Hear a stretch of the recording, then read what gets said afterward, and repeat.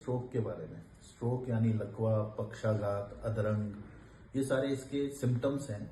Stroke एक बीमारी है जो बेसिकली दो तरीके से हो सकती है या दो तरह की होती है कहीं, इस्चेमिक स्ट्रोक और हिमरेजिक स्ट्रोक। इस्चेमिक स्ट्रोक मतलब जैसे कोई नस ब्लॉक होना, साधारण भाषा में कोई खून का थक्का जम जाना जिसकी वजह से आगे ब्लड सप्लाई ब्रेन को नहीं हो पाती, उसकी वजह से दिमाग का एक भाग काला पड़ जाता है और उस फंक्शन जो दिमाग वो फंक्शन कर रहा है उसका लॉस हो जाता है।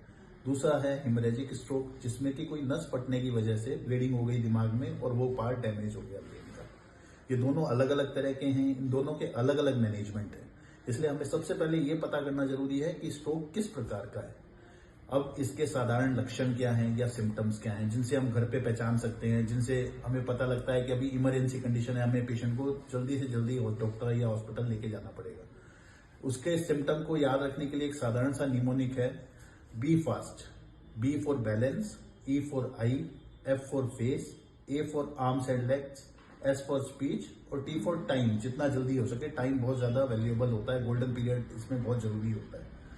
बी फॉर बैलेंस, अगर पेशेंट का आपको लगता है कि बैलेंस गड़बड़ हो रहा है, जैसा वो नॉर्मल चलता है वैसा नहीं चल रहा है, एक तरफ गिर रहा है, तो वो स्ट्रोक का एक सिम्टम है। ई फॉर आई, कोई आई की मूवमेंट में गड़बड़ है या अचानक से विजन लॉस हो जाता है, आंखों के आगे अंधेरा आ जाता है, तो वो भी एक स्ट्रोक का सिम्टम है। थर्ड आ गया एफ फॉर फेस, मुंह में टेढ़ापन होना, तिरछापन होना, आंख का बंद ना होना, ये सारे फेस के सिम्टम्स हैं जिनसे आप स्ट्रोक को पहचान सकते हैं। इसके बाद आर्म्स या लेग्स, एक तरफ की आर्म, हाथ में या पैर में कमजोरी आना, कम मूवमेंट होना या सुन्नपना आना, वो भी एक स्ट्रोक का लक्षण है।